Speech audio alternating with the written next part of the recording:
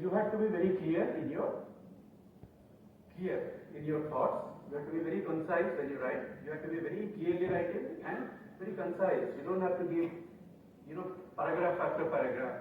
There is no need for making it lengthier or voluminous. The abstract, the smallest abstract that was ever written. Can you tell me, anybody? The smallest abstract title जो होता है ना, जैसे cinema का title भी होता है ना, बहुत बड़ा बड़ा, कभी छोटा भी होता है, नहीं? So there are some papers that were written. You would have seen, all of you have seen a paper, research paper. It starts with the title. Then you think whether you should read it or not, looking at the title itself. So that itself will show you what is the content inside. So what is the smallest abstract that is ever written, or smallest title that was ever written? Think of it. Einstein has written. Huh? Yeah? Yeah. Who was telling? Yeah. Tell. What is that formula? E is equal to mc square. That was the title. And you know the man, right? So E is equal to mc square defines everything about us, about the earth, about the universe. So that was the smallest title. So you don't have to be really giving a big title. Now we are putting semicolons and then making it like giving everything, right? So that is not necessary. So I come to that. If I am not able to come there, please take the slides. I have done it with a lot of pleasure, but a lot of pain also I took, because I had to collect it from various sources. So you have to be clear in your writing, very concise, concrete, correct, and it should be coherent. The lines that will be written should be coherent. One line after another should be related to each other. You cannot write one line here and the next line has something else. So people do not like it. It has to be flowing like water, right? In a river, sluggish or fast, it should flow. And it should be flowing and taking the mind of the reader towards a certain, picture that he or she sees. So when you write a paper, remember, as students, don't depend on your supervisors. And you have, when you are doing PhD or you are doing your postdoc, whatever time you are like the director of a movie. The director has already seen the movie, what he or she is making. They only shoot and then they edit, they put one after another, right? So the director has a clear-cut vision of how the movie looks like. So you should also have a clear-cut picture of what it will be like, my research will be. I may fail in that research. If I have got a hypothesis which is wrongly devised, I may fail, but that failure itself is a research. To say that I did some research which was stupid is a good conclusion, because nobody else will do it again, right? So don't do that, but I'm just telling that sometimes we accept when you do small dissertations like MSc and Phil, we say that do whatever you like. So if you fail, no problem. In biology, experiments go on for 5 years, 10 years and it comes as a failure. But then they're not unsuccessful. They also write a paper telling that this way doesn't work. And they give the reason. So it gets accepted in big journals like Cell or whatever is their journal, Lancet. So you have to be very coherent, complete and courteous. You don't have to, because I know some subject, I should not write arrogantly. Never to be taking things as, I have so many papers so nobody can reject my paper, and so I write discourteously. You should not write. This courteous or discourteous comes because when you are going to challenge the theory of another researcher, then you have to write it in the paper, but you don't directly write that he did a stupid job. You have to say that very politely, that maybe he or she has, these authors have taken it in this course, so it was not success, and this is how I did, so this is how it should be done, like that. So if you confront, it's again not the way to be written. This is the way to present yourself. Okay, so I leave some of this, 35 slides. So is it okay if I give you a brief background how it started, communication, pre-industrial to information age, that we are in the pre-industrial traditional papers and they were writing. And before that I'm not talking, because the civilization when it started, people did write on the caves or on the walls of the rocks, or they did the first library that was discovered was from Israel, and the first library had, why they call it as library is because there are porcelainites on which they wrote, and they stack it one after another alphabetically. So if I written something on the wall, it's a documentation. But if I am putting the documents in order, it becomes a library for posterity. So this is how they have done. Okay, this is how the library science started. Or people, and when civil services started in China, for example, they were supposed to learn many things by heart. They have to remember many things. So this library concept came from there. That we have to keep documentation for the purpose of also using it for our furthering our career. So this is where it went. So this is, we started with pre-industrial to industrial, electronics to in the industrial. I don't know, many of you are born, maybe you're Gen Z or Alpha, I don't know. अभी तो beta भी आ गया. So Gen Z or many of you at least, most of you. So you have not seen a type machine? Have you seen? Yes. Surprise. Huh? Where?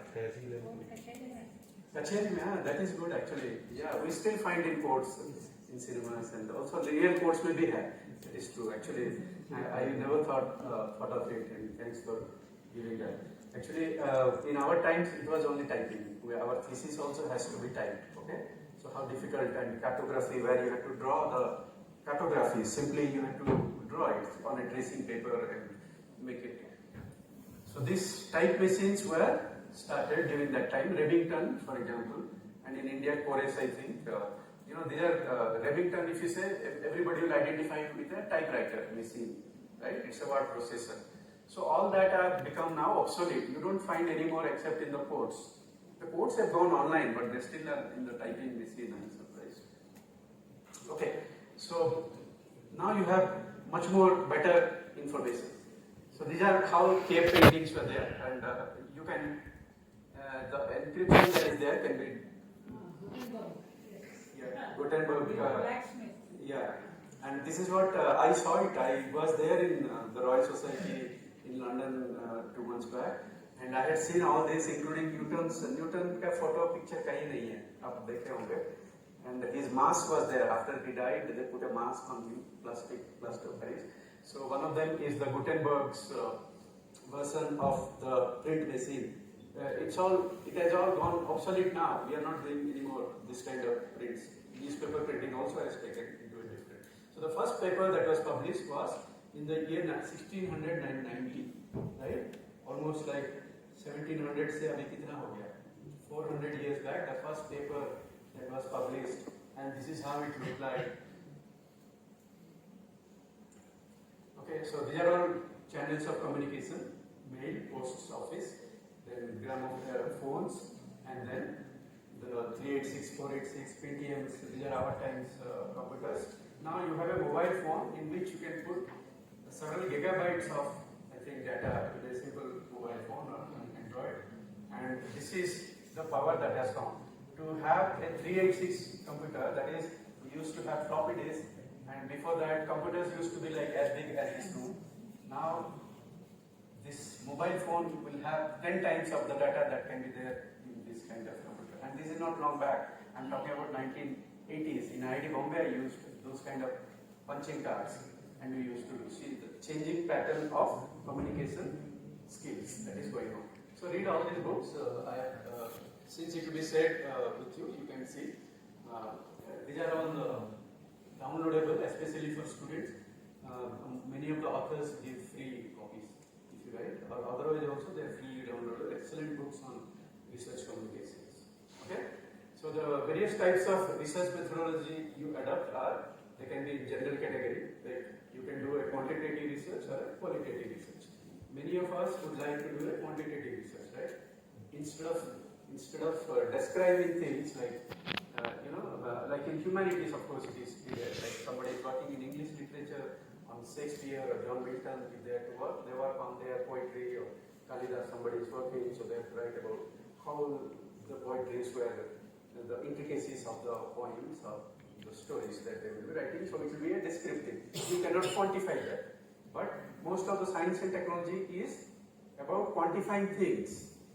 Then only it can be used. If I describe my research without giving any, quantified numbers, I'm not generalizing. Some of that can be done also, but especially because we are in the Science is all the research that is being done. Technology is application of that research. It's called as technology or engineering.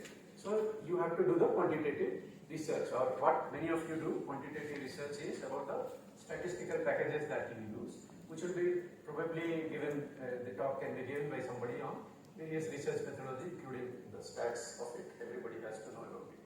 Okay, you have to have a descriptive research or analytical research, and it can be primary research.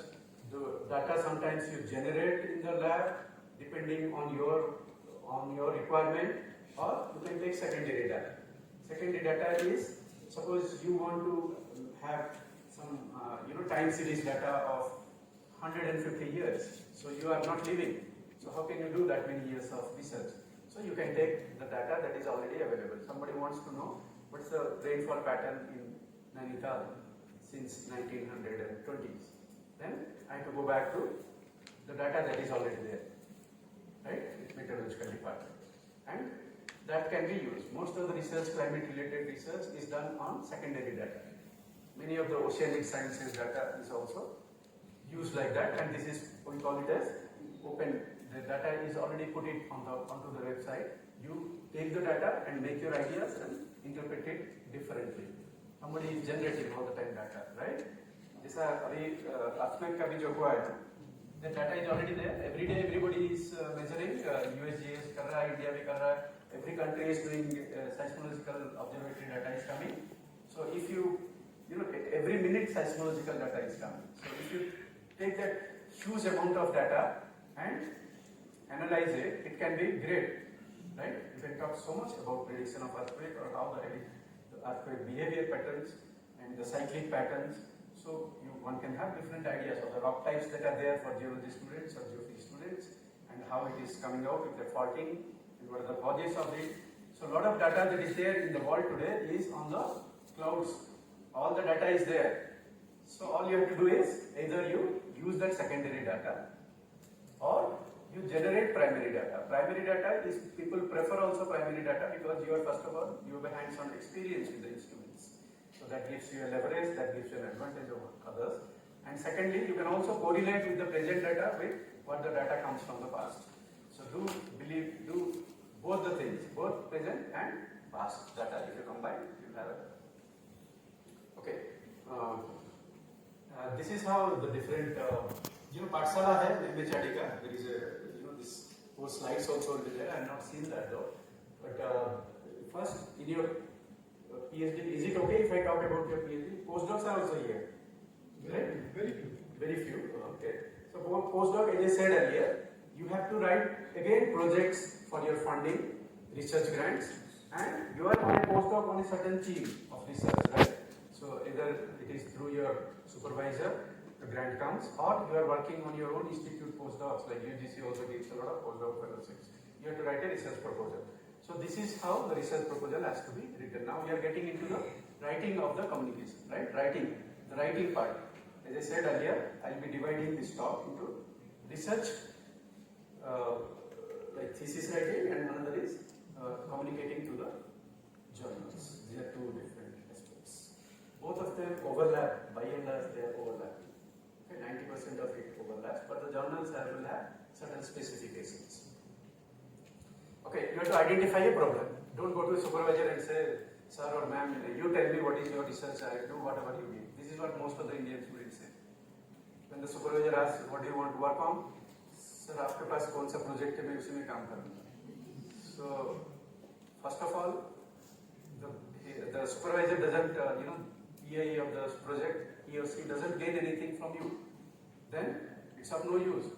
It should be mutually beneficial. The supervisor should benefit from your research, your ideas, and you should also benefit from his experience and his ideas. Both it should be.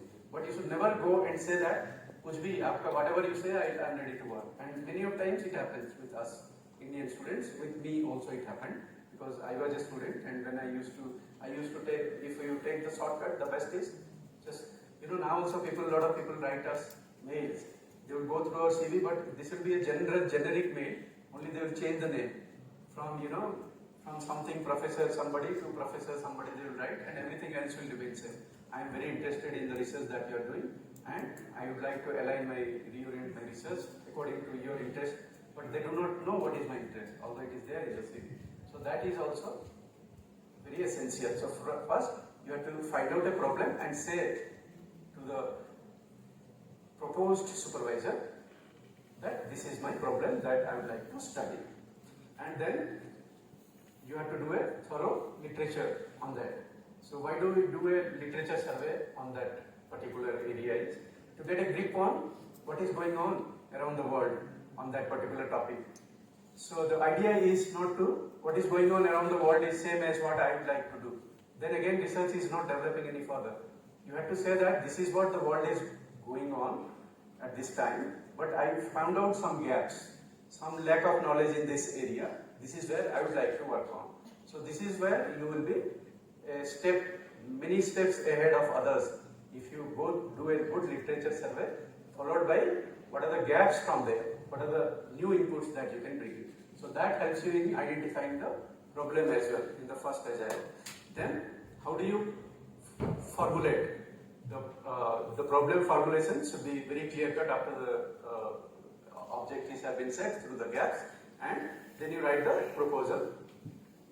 Then you go for the methodology, and in there, if there are some sample correction will be there directly, or you have to take somebody else's data or web-based data, you have to inform is the data that has been collected, and then you have to give an interpretation. Right? This is how the different steps in research normally go. Okay, so scientific writing is very different than what you will be writing in your thesis. Thesis, जो है ना, it will be having at least 150 pages. Right, the thesis it will be quite bulky, right? 150 pages minimum. So nowadays we submit it on in a CD or in a whatever form electronic. Many people prefer now to submit in digital form. But in spite of that, it will be running into 150 to 200 pages. But that is not what a journal requires. The journal requires, sometimes some of the journals ask for only 4 pages. If you write to a journal like Nature and Science, they will not ask you to write for more than 2 pages. So every word in that will be counting. In a thesis, you can write many things, right? Although it is also important that every line has got a relevance, but it goes off because it's a thesis. But when you write a paper, you have to be very sure of what you are writing on a particular area, right? So every word matters. For grant and proposals, you can also write quite, the proposal says you can go for 30, 35 pages. It's very important actually. When people don't define you about the number of pages, you get confused. How many pages do I have to write and submit? Some people will say, somebody has submitted 200 pages and you have submitted 20 pages, then you feel that, oh, my work is inferior because I just submitted 20 pages. So now the grant, those who are giving grant, they ask you to write very briefly on, they specify the number of pages that will be submitted. How many words should be there in a page? We will try to count. How many words? बताओ कोई पीछे बताओ यार. How many words are there in one page? Approx. 300. It's correct. It's 250, 300. Right? So it is now fixed, and now pages are also fixed. So your work is, you don't have to go for so many pages now. So it is defined, well defined. It's not लिखना है, right? Okay. The first paper, the paper normally we write. I'm not able to show you this IMRAD. Most of the papers are given in terms of IMRAD. I kept the cursor here. You can see the cursor. Yeah, IMRAD. IMRAD stands for Introduction. क्या है? Methodology, result and discussion. Very simple, right? So before that, introduction से पहले abstract होता है, उसके बाद एक conclusion होता है, reference होता है, and you will have a title of the paper followed by your authors and the affiliation of authors. Right? This is how it should be written. So the first paper that was published in France and the Royal Society of London, they still continue to have their journals, and they are highly cited. Many of the Nobel Prize winning work comes in the Royal Society of London, transactions or physical reviews. So these are a great many, they went back to up to 400, So they still maintain that standard and publish. And as I said, the scientific articles that are published today, I'm not very sure, you can Google check, but 2.5 million at least papers are produced. And I saw a cartoon, beautiful cartoon, somebody has written a lot of, he did day and night work, and the professor is with long hair and all that stubble and all, and then he's sleeping on his desk, and only 2 people have read his paper after working so much. So it's not good, right? My work should be also read by many people. That is called as the citations. How many people are reading? So you have to do a research which should be also relevant to people for reading. So the best paper that was ever written so far is on the synthesis of a protein in the lab in one of the UK labs in Cambridge, and it got 500,000 citations, right? The total citations sometimes of a career, in the career of a scientist will be not more than 10,000, and here one paper has got a citation of 500,000. So how important that is? Everybody started reading that because it was related to biomedical research and it was essential. So that was converted into a patent. And that gave rise to what is intellectual properties, and you also have a cell of intellectual property which I think some of our other speakers should speak, and that's also part of our research communication, writing patents and filing patents. Okay, so how do you write this? First I did this and then I did that. This is how we write. I have seen some papers. Research papers come from students for research scholars conferences. They write, I did this, I did that, and I completed this. So it will be like what you and me are speaking, it will be also written on the paper. It's not very impressive. So you have to write in a proper, okay? So this research produces money also. If you write, as I said previously, that protein synthesis of a particular protein actually he was talking about, then that creates a lot of money because pharmaceutical industries will buy it. And once they buy it, they also fund back again into the research, further research. So papers fetch money, money fetches good research. So if you are not well funded, it's also sometimes difficult to get your research done. But not all fields or all ideas are more important than other things. Other things can be done, can be managed from elsewhere. Okay. I'll leave all this. These are all the questions that I wanted to ask you. How can we?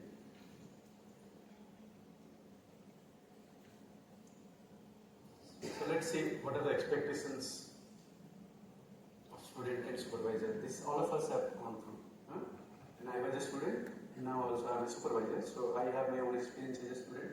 I also have my own experience as a supervisor now. So when I was a student, I would go to a teacher and I was desperate. I would say that you give me any project and that will be my research. So that was not very good. And now I feel it's not very good. But that was very easy. If I go to somebody and find out whatever he says, there will be a lot of people who will dump their stuff onto you. Okay, you do this, which I have, and you have to complete. That's not the way. The supervisor is not there for you. Supervisor has many other work. He has to write grants, proposals, he has to fund the lab, he has to do teaching, he or she, excuse me for telling me, can be they also, now I replace it with they. So they have to write proposals for grants, they have to teach, they have to do other administration work. So the sole duty of the supervisor is not your thesis work. It's just one of their work. Remember that. Start from there. That means you are your own boss in there. If the supervisor asks you that do this, do that, then then they are thrusting something on you which is not yours. Right? They're getting it done by you. That's not required. Your work is yours. You own the work. In Cambridge University, the thesis supervisor in the thesis also writes that I have never seen the thesis. So they become an examiner. The supervisor is an examiner himself or herself. Okay?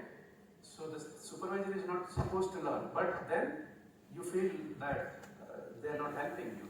But actually they are trying to make you stand in your own legs. Tomorrow you will be independent and you can write your own projects if you come through the self-learning process. But if somebody is spoon feeding me, I never learn. It becomes my work easier at this time, but later on it becomes a handicap for me because I'm not being trained independently. So this is is what a supervisor. Okay. So because of this, you start very early, and you have to read supplementary papers, many papers. When you go to the supervisor, you take an appointment with them, and then go with many works and discuss with him with them for hours together. You ask for the time, say that I need a lot of time, and we have to discuss. So please do study. Nothing replaces hard work and studies. What you have studied may not be important at this time, but it will come to your rest some of the time as well. So keep on reading from different other subjects and also your subject, so that this is what the National Education Policy also now says. It's a multidisciplinary, right? You can study history and also you can study at the same time chemistry. So you have to bring in both the things together, and then you have to, we are going for a paradigm shift in our education. That is, we are going for humanistic paradigm shift is towards that rather than further. That means towards the society.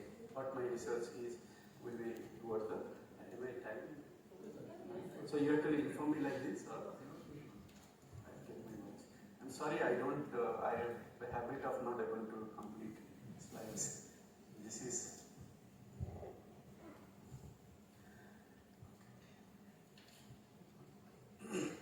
Okay. So did you understand that you have to be independent. Don't expect a supervisor to do all your work, and if they are doing it, is not good for you. Don't be over dependent on them. This is what is my suggestion towards you. Final decision will be the student. You are responsible for your work. Okay, I will just leave it. The research questions that you will be asking is, they are either exploratory or formulative, or they are descriptive research, or they are diagnostic, like medical research, diagnostic, and there are a lot of medical instruments. Instrumentation itself in physics is a big subject. How do you analyze going up to parts per trillion or picogram levels, and now we are going for nuclear energy, a lot of nanoscience, and what are the needs of the country, like new energy systems that are coming, like lithium, sodium, batteries, plus we're also going for many of the environmental aspects, right? People are also talking a lot about climate change and how to mitigate it. So that is also very important. So you will have a lot of hypotheses related to that, and that has to be tested. I may talk about climate change. Suddenly if there is a rain, I say that it should not have rained in December, but now it is raining, so climate change. But maybe it is not due to climate change. You have to have solid evidence, and you have to have a scientific background for that. If you are sitting in a public forum, you can say people may appreciate it. But if you are talking to a scientist, climatologist, they will tell, how do you prove it that it is due to climate change? The Earth is undergoing, its metabolism, and there has been climate change. It's a cyclic. Climate change is cyclic. Sometimes you have glaciation, sometimes you have deglaciation, right? Sometimes you have cooling period, sometimes you have warming period. So whether this climate change is due to human induced or not, that is what we are concerned of.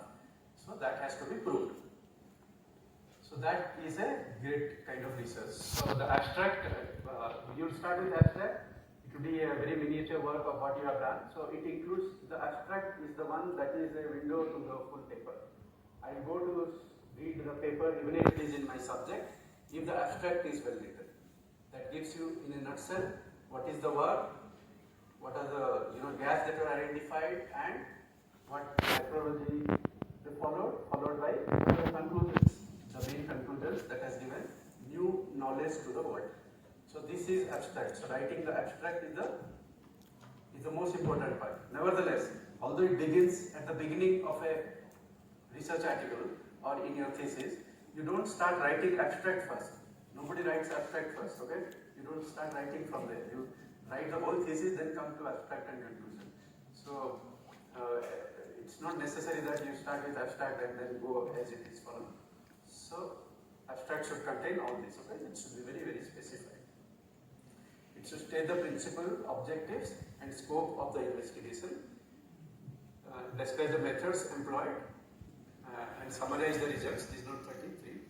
And this is state the principal conclusions. So this is the one. So when we write a paper, send it to an international journal or national journal, now they only see the abstract part. And written it then and there itself. If the abstract is good, it will go to the second level of review. The editor may or may not decide based on that. So you have to write a beautiful abstract.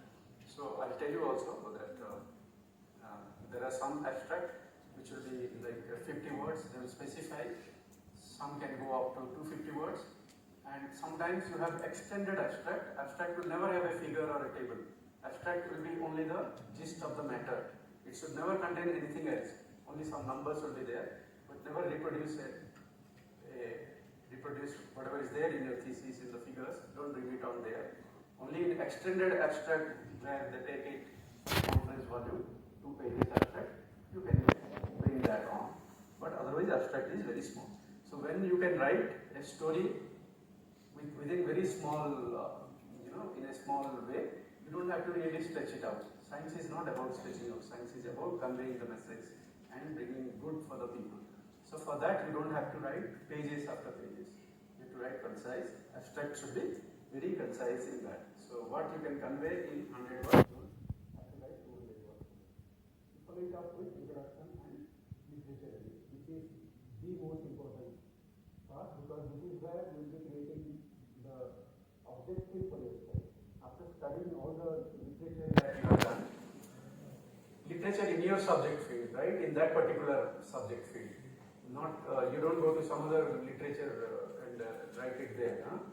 If you are doing something in chemistry, you have to write about chemistry exactly that portion. Suppose you are interested only in lithium-ion batteries or diodes and things like that, then you have to do what is the research that has gone. So create a gap there and then put an objective which should be very, very specific. In the objective, for example, here I am giving an example, assessment of seawater, analyzing a sample of seawater can never be an objective. Many of our students write in the objective itself, objective analysis of this. Then, finding out something else. You don't write it like that. The objective should be, like here what is given is analyzing a sample of seawater cannot be an objective. It's a methodology that you will follow to understand the objective. So the objective here can be assessment of seawater salinity of Bay of Bengal due to cyclone Fani. There was a cyclone Fani. So what is the impact of that on the seawater in Bay of Bengal? Is an objective. But for that you have to analyze seawater composition. So this is the objective, and this is how it should be written. Then followed by materials and methods. And what methods and materials that you will be using depends on what facility you have plus what facility are there in other places. If your research needs some facility which is not there with you in your lab, you can always take the help of other labs. So that is where materials and methods will come. And you have to, if you are doing some analytical work, make sure that the analysis is very correct, it is very precise and accurate. And then you describe the study area where it is necessary, like in geology, geography. The most important is mostly the examiner looks at what are the results, what are the conclusions. So he or she will look at this is the core of the work that is done. It should always be presented in the past tense because you have already done it. So never use this grammar. I have given in the slides also. Abstract will be in past tense, which will be in present participle, all that is written. Do follow that. That gives us a lot of confidence also. You see some of these Western papers, they write very confidently. I also, they bring in the word I did this. So that's so super confidence, right? So what we say is this has been done or this was done, but they say I did this work. So do write like that. Don't bring I and all as I said earlier, but you have to write it in the past tense. It was done. It was analyzed and it was like this, okay? So avoid redundancy. So here the most important is you have to use the past tense. In the discussion, you have to use present the principles, relations and generalizations shown by the results, okay? And never cover up or fudge the data. If some data is not there with you, lost the sample while analyzing or the sample numbers are less, don't fudge, don't create data. There are some people who also have plotted the XY plot first, followed by the data is taken from there. So it can be called. I will be talking to you about this in the afternoon session. Never ever fudge the data. And why students do fudge the data is sometimes it is very, it's very like they are under pressure, they have to submit, it's not coming out, so all those things, competitiveness, they are getting restless because already they spent 7 years, 8 years, or let's say PhD, they fudge some data and want to get rid of it, but never do that. There is no shortcut for that. Okay, so this is discussion part is very important, and then you have to give the acknowledgements, whoever has helped you. Don't give an honorary authorship to anybody just because she or he was good to me, so I make him or her an author. Like, I cannot make my wife an author of my papers, right? She is not in that field of science. So there is no need for that to increase. But if she is really collaborating with me in research, okay, it is fine. But otherwise there is no need. So a lot of times it happens. So people do give. So then the value of the research publication, your value in the research publication will be reduced. I think because they said she is at 1 o'clock, she must speak. We have time. Particular that she also. Okay. So what I talked earlier was about thesis, which many of us know. It's not that nothing is known. All of us, 90% of us who come to research are already aware of all this. But sometimes we may not follow, sometimes maybe we are not well informed. So it is the duty of the institute or the university where you study to give you an orientation on all this. Right? It's a part of when you join, the orientation program itself covers that what is research, what are the facilities that are there, and who are all available for supervising, and then how will you proceed, and all these things will be given at the very beginning of your orientation in the departments. But what is important is that we don't remember them at that time. So this is also given as a credit course of 2 credits, I think, for research scholars. All research scholars underwent research methodology. Course था ना आपका 2 credit का होगा, UGC has mandated. It is starting now. Okay. So it is so good actually. What we never knew now it comes from experts. They talk and they tell you how to go about research, what are the different components of papers or thesis. Okay. A scientific paper necessarily means describing original research. It doesn't mean that every research is original, then 2.5 million papers that are published, so many original ideas per year cannot be.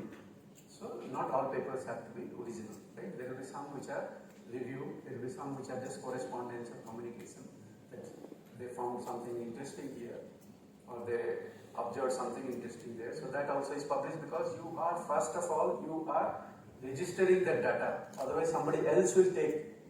It is like the movies that the people make. They first register the title, and sometimes the title is registered 40-50 years back, and the others, when they want the same title, they sell it also. So this is how we have to also do. Suppose I found something extraordinary in this Nainital lake in terms of aquatic biology, I should inform it. Otherwise somebody else will take it and they will publish it faster than me. So this is so what you send it is a correspondence that I found it, and detailed research is coming out later. Are you clear? Yes, so there are many publications that are possible. It is not original research alone. There are review papers, there are correspondence, there are also sometimes like it's a newspaper, you read many things, right? Only that the journalist is writing whatever he or she sees there, but the editor is again writing something which is different than all this. So there are various. A sports section will be there will be one on other sections, economy or movies or in India, whatever it is there, followed by an editorial. So similarly here also we have many kinds of papers that will be there. Okay. There are review papers as well. So for this, ethics are very important in this publication. Okay. Authenticity first, that authentication of your authors and the work that has been done. And the accuracy and precision. If you have a dartboard जो मारते हैं ना हम लोग 10, 9 and all like that, arrow भी होता है. So the dartboard 10 is there. So every time if you hit 7, and every time you are hitting 7, let's say. So it is it is not accurate but precise, right? It is hitting 7 only every time. But if you hit 10 every time, then it becomes accurate as well as precise. So the data should be very accurate and very precise. Those who are analyzing, so they will be also getting a discussion on this with their supervisors about the analytical accuracy of it. So otherwise your whole model will be based on how you analyze what data you got. Otherwise the model itself will fail and you will be caught.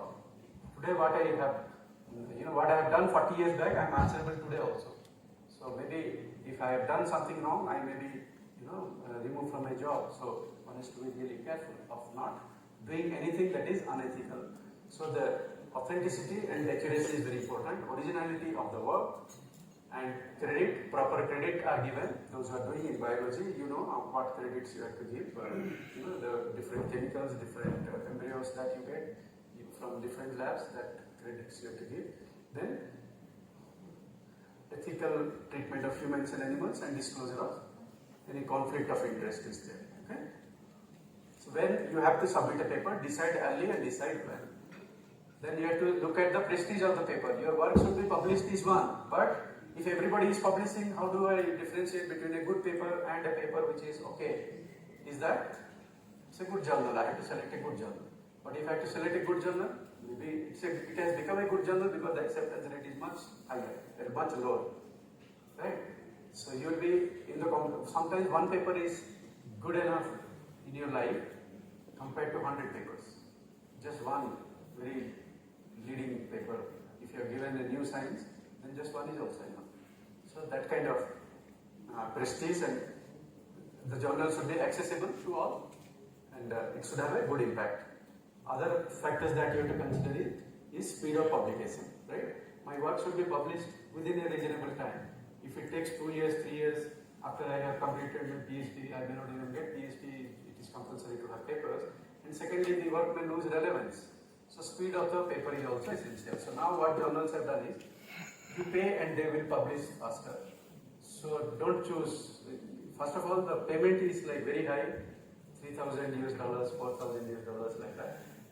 These are good journals. There are some journals which we call it in India as predatory journals. You pay today and by evening your paper will be published. Okay?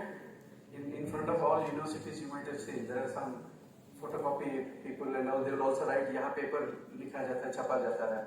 That means you give a paper something in the morning and they will publish it in some great journal somewhere by paying, and you have to pay for that. So never publish this in those predatory journals. So look at the prestige of the journal. Okay, I leave it here. I will, if I have time, I will come back to this in my afternoon. I have lesser number of students. Any student want to interact with sir on any topic or any? But are you, ma'am, are you speaking or?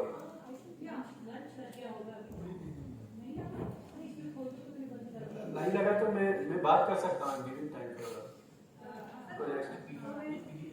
Ma'am को थोड़ा सा research interact करना है उसमें, इसी में सुना था।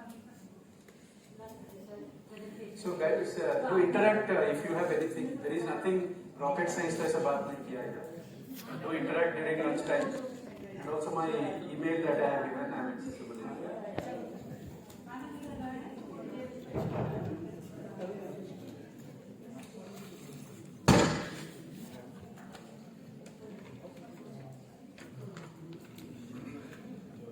Hello. Good afternoon. Thank you, sir. Thank you for your lecture. And I hope the participants have good just participants, you can ask 2-3 questions. Yeah, please. Please interact with sir. You have some questions? I'd be happy. Please see slides. कुछ पूछो यार, पूछते हैं sir formality. There is no need to formulate any formal question. जो मन में आ रहा है पूछ सकते हैं आप. क्या खाना बनाया मन में? Actually in IIT when you ask students, after, not we, normally the industry people, those who come and give a talk, after that, if any question they will ask, will I get a job there? That's the only question they will ask. They will not have any industrial related. Sure.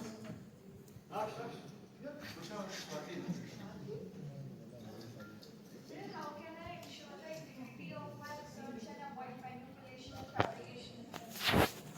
That you are only ensure. And please, sometimes it happens that we have, like you said, we have results there, and for publishing it too early, we are manipulating it Yeah. according to. So how can we avoid the Yeah, you should not manipulate. It is very simple. You should not manipulate. Sir, but sometimes it happens in No, situation it that should not happen how can, anytime. once a mind to be sensitive, we should have not done it. A lot of people have done. I come to that later. Why do it? Also, researchers, teachers also have been found to be doing this. But they do it because there is a promotion needed. There are papers that are counted. So people do. But then, after 30 years, they are asked to answer, and some of them have to resign from it. So when you know that you are manipulating, stop manipulating. You be ethical. Nobody can make you by force and anything else. Sometimes it happens that mindset should not be there.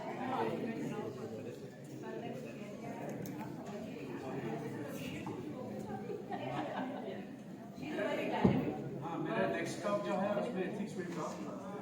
Okay, other students? Sir, what are the some practical strategies for developing a strong project or process? What are the practical?